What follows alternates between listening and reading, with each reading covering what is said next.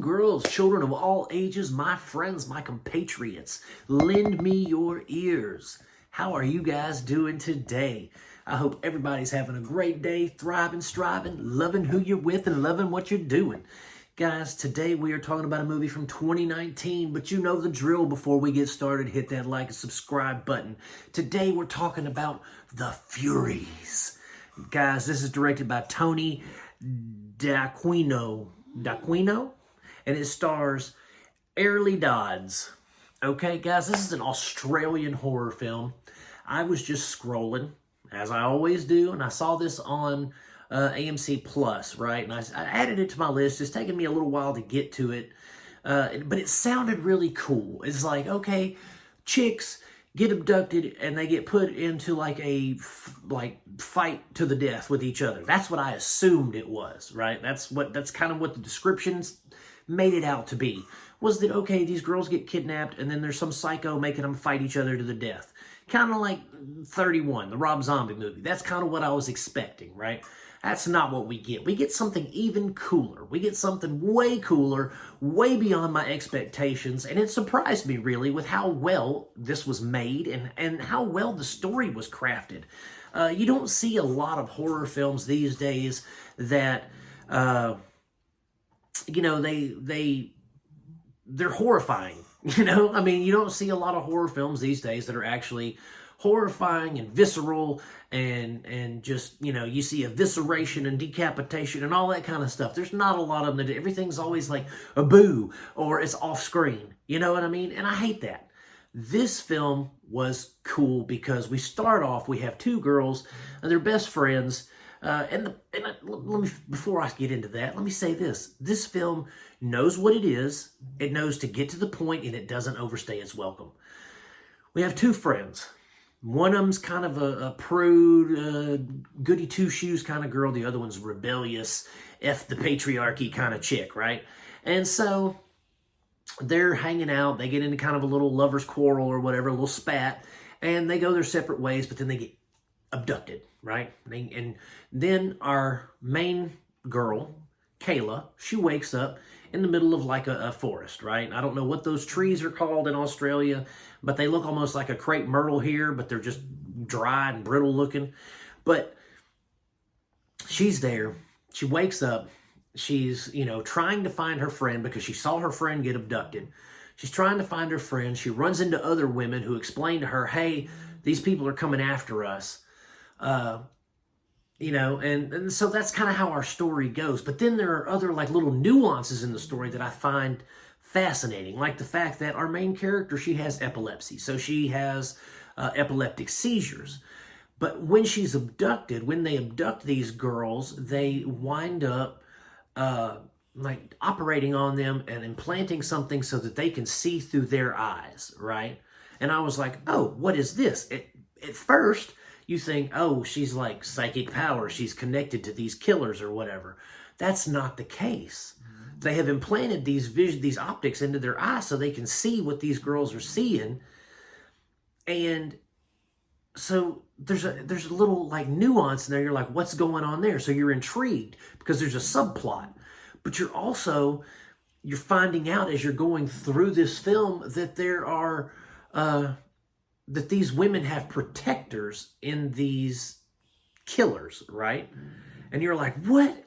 That's a wild twist. Why are they protecting them? Well, it's a wild and crazy game. And then you find out about all these, like, there's so many little nuances, like the eyes.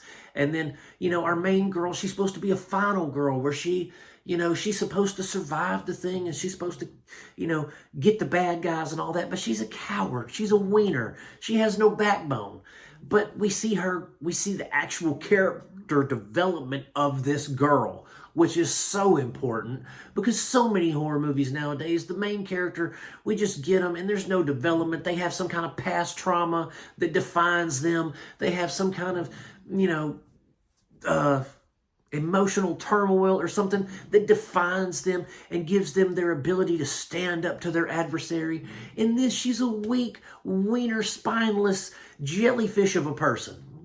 But as she's put into these traumatic situations, into these visceral, just full of carnage and bloodshed situations, we see her grow into someone that is stronger than the sum of all her parts, kind of thing. Like she grows into a fierce, let's just say lioness, she grows into something that can defend itself from these people. I thought that was so good. That was such an excellent thing with writing, with directing. Because, again, like I said, there's so many movies nowadays that don't do that. They just say, hey, this is your person. And there's no character development. There's no personal growth. There's nothing to make you attached to these characters. But they remedy that with this film, because you do get attached to this girl because you see her grow. You see her overcome, trials and things like that. So I dug that. I loved how well it was written in that aspect. I also loved the special effects. Cinematography is beautiful too. Let's not forget that. We're in the Australian outback. So there's, flat land, brush, trees. There's like a scene with like a wagon sitting in a field, and it's just, it's really beautiful cinematography. But then our special effects are also absolutely beautiful. We've got guys that are walking around with these, horror masks on. There's like a dude that looks like, if you've got tryptophobia or whatever, you don't want to look at his face because it's like a mask with looks like honeycomb beehive stuff in it. There's, a guy that looks like an owl and a scarecrow had a baby. There's a dude who's wearing another person, kind of like Leatherface, but it's like a whole body. It's wild, but it all looks good. There's no CGI. There's no CGI. I'm going to tell you about one kill, and this one kill sets the tone for the entire film. And this one kill, girl's running, she's getting away, guy grabs her, and he takes his axe and he puts it on the side of her face, and then he just basically slides the axe across and it's just, man, ooh, awesome. Practical. It looked phenomenal. Black, gooey blood, giblets coming off the face. It looked fantastic. It didn't look fake. It looked real, and I loved it because every kill in this movie looked incredible. Every kill.